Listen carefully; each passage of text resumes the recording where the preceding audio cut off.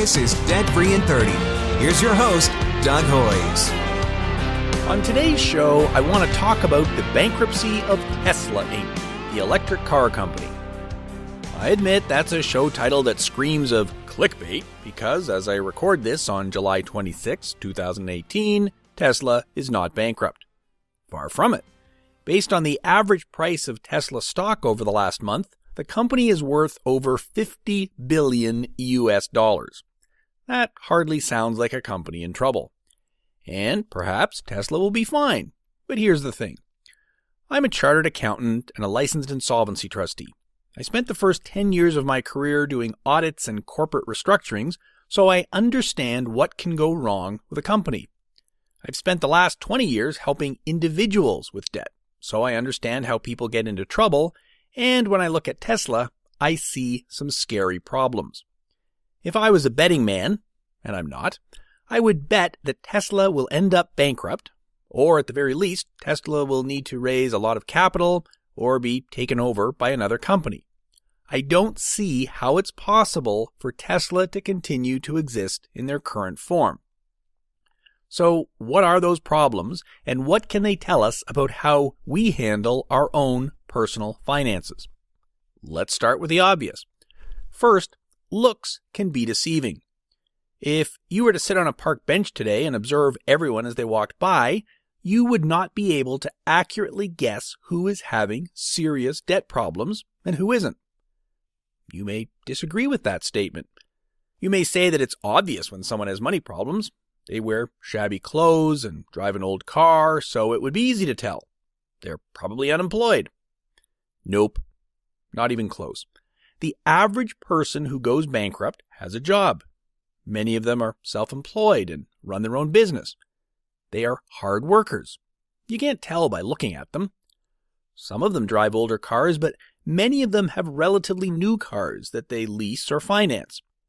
In fact, expensive financing on a car or a house is often a contributing factor to money problems, because if you spend too much on your car, you don't have enough money left over to pay your other debts, and that causes debt problems. My point is that you can't tell that someone has financial problems by looking at the car they drive. Looks can be deceiving.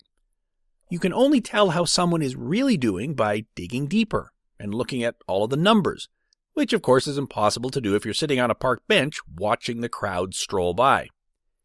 It's exactly the same with Tesla. If you are sitting on a park bench and see a Tesla car drive by, you say, "Wow, that's a cool-looking car." The company's value is about the same as General Motors, a company that's been around for a lot longer than Tesla and makes a lot more cars. But if the old GM and the upstart Tesla are worth about the same, that must mean that Tesla is doing well, right? No, because looks can be deceiving. And the only way you can start to see what's really going on is to look at the numbers. Let's start with cash flow. Every person who has ever gone bankrupt or filed a consumer proposal has had negative cash flow. That's what debt is. Your expenses are greater than your income, so you have to borrow money to make up the difference.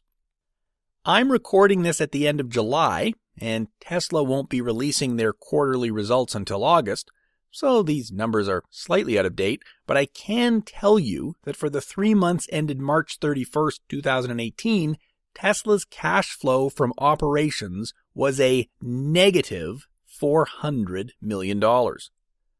So how are they still in business if their operations are losing money? 2 reasons. First, they had cash on hand that they could spend, and second, they borrowed more money. This is a common story for many of my clients.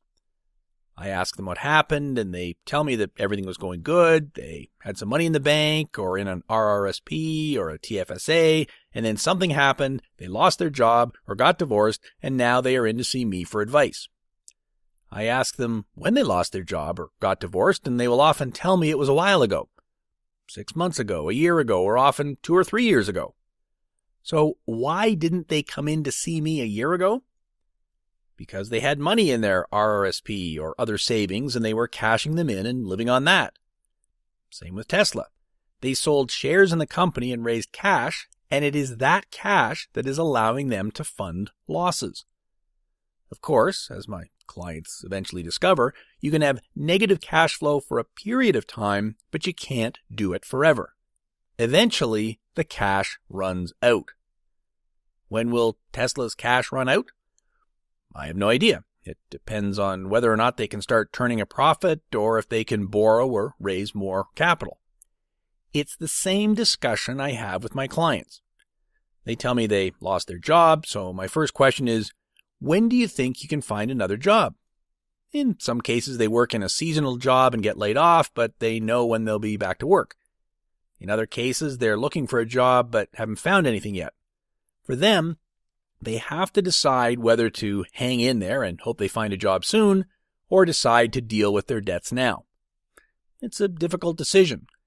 You don't want to go bankrupt the day before you find a new job that would have earned you enough money to pay back your debts. That's why, with my clients, we do the math. My average client has a monthly take-home pay of just under $2,400. They spend 41% of their income on housing costs and 31% of their income on personal and living expenses, and when you add in a few other expenses, that leaves them with around $300 a month to make their debt payments. Unfortunately, on average, they have around $50,000 in unsecured debt, which is money they owe on credit cards, bank loans, payday loans, and taxes, and so their interest costs alone are around $960 per month. I'm giving you averages and everyone I help is different, but you can easily see that if you have $300 available to pay your debts, but your interest costs alone are over $900 per month, you have negative cash flow and you can't make a go of it forever. You have to do something, and that's why my clients choose to file a bankruptcy or a consumer proposal. They have no other choice. Many of my clients don't even realize they have negative cash flow because they are using credit to pay their bills. They take a cash advance from their line of credit to make the minimum payment on their credit card. They use their credit card to buy gas for their car and pay for other purchases. As long as they can continue to borrow, they can survive. Once they can't borrow, they're done. When they are maxed out on their credit cards and lines of credit, they know they need help. Before that happens, they will try to liquidate any assets they have. If they have money in an RRSP, they will consider cashing it in so they can use that money to pay their debts. Of course, that only works if their assets are greater than their liabilities. If you have $50,000 in credit card debt and $5,000 in your RRSP, cashing in your RRSP won't solve the problem. The fancy accounting term is that you have a liquidity problem. All of my clients have a liquidity problem, and guess what? So does Tesla. Over the years, accountants have invented various financial ratios to allow us to quickly analyze a company's balance sheet. For example, there is the current ratio, which is the ratio of current assets to current liabilities. As a person, if you had $1,000 in your bank account and your rent of $1,000 was due tomorrow, the ratio of the cash you can quickly access, the money in your bank account, to the liabilities you have to pay quickly, your rent, would be 1,000 to 1,000, or as we accountants like to say, 1 to 1. You want to have as high a current ratio as possible. That means you want to have as much current cash as possible so that you can meet any upcoming debt payments. The most obvious current cash is actual cash or cash in your bank account that you can access instantly. Money in a TFSA, a tax-free savings account, is also a current asset because you can get at it quickly. Money in an RRSP may also be a current asset if you're allowed to cash it in, but of course all of the money is not available because you have to pay tax on some of it if you take it out. But what about someone who has $1,000 in their bank account but owes money on a house mortgage of $500,000? That's a bad ratio, isn't it?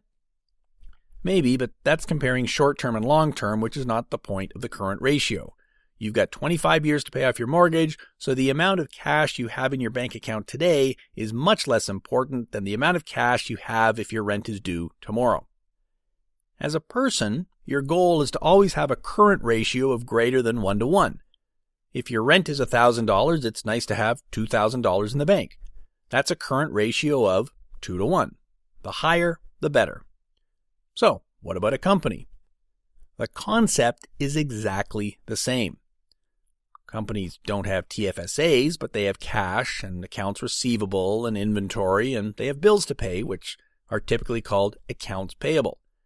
As a company, if you have $1,000 in accounts payable, you want to make sure that you have at least $1,000 in current assets, like cash or accounts receivable, so that you know you will collect enough cash in the next month to pay whatever bills are due in the next month.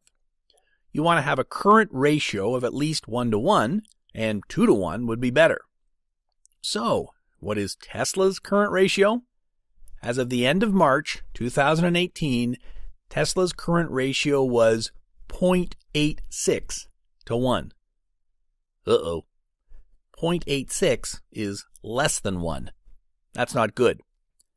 Tesla had $6.57 billion of current assets, things like cash, accounts receivable, and inventory, but their current liabilities were $7.67 billion because they had a lot of accounts payable, taxes payable, and other debts that they will have to pay very soon. So it's just like if your minimum payments on your credit cards due tomorrow are $1,000, but you only had $860 in the bank. How can you make your payments? As a person, you may only be able to pay the credit card companies $860 and tell them that you'll pay them the rest later, but that won't make them very happy. If you short pay every month, they will eventually put you in collections and maybe even take you to court and try to garnish your wages. As a company, it's also a big problem because if you don't pay your suppliers, they'll stop supplying you and you're out of business. So Tesla's problem is similar to the problems my clients have. They have negative cash flow, and they don't have enough current assets to meet their current obligations unless they find other sources of money. They are short many millions of dollars every month, and that can't continue forever. I said earlier that most of my clients try very hard for a long time to make a go of it. They cash in assets, they try to find a second job, they borrow money from family and friends. They don't give up without a fight. Tesla is exactly the same. Elon Musk, the top guy at Tesla, is not giving up without a fight. Since it takes a long time to build a factory, to quickly increase production, he actually built a huge tent, and they are using it to build more cars.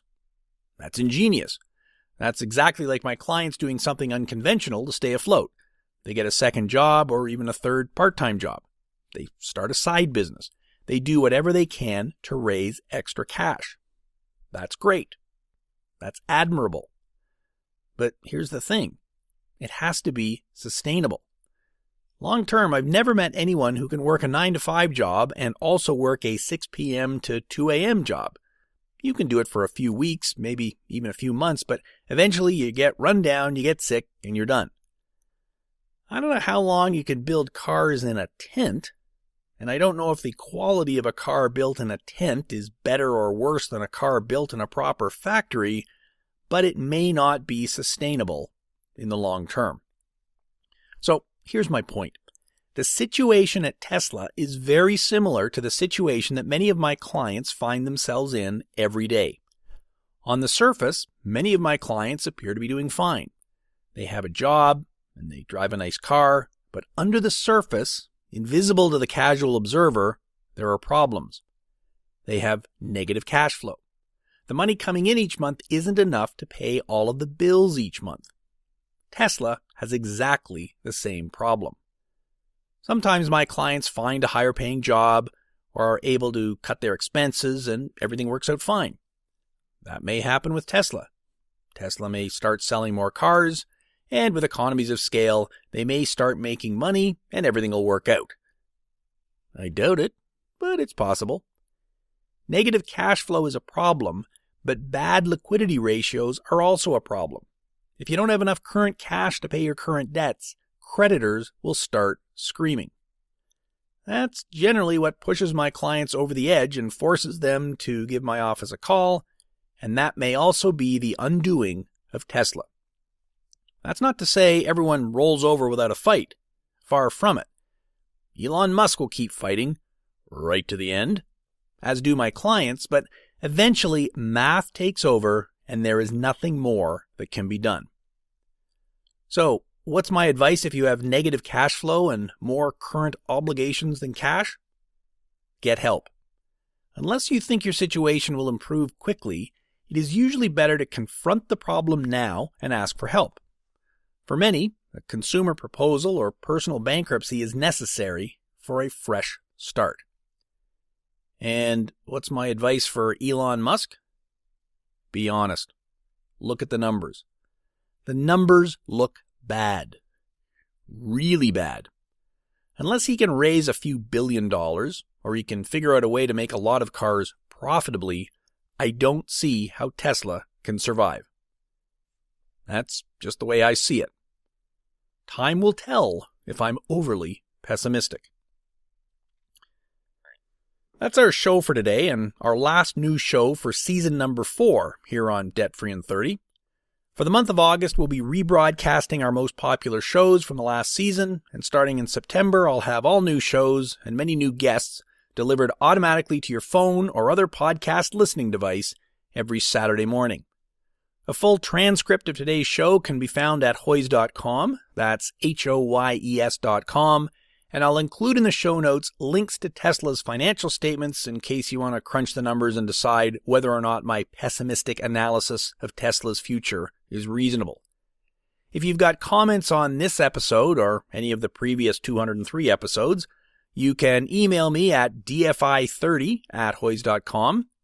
And if you agree or disagree, please consider leaving a review on iTunes or wherever you get your podcasts. I started this episode by making the comment that the conventional wisdom is that, sitting on a park bench, you can spot someone who has financial problems as they walk by. That's not always the case, and if you're interested in many more examples of how conventional wisdom is often wrong, check out my book, Straight Talk on Your Money, available in better bookstores across Canada and around the world on Kindle, Kobo, Amazon, and as an Audible audio. So until our rebroadcasts start next week, and until our new shows in season number 5 start in September, I'm Doug Hoyes. Thanks for listening. That was Debt Free in 30.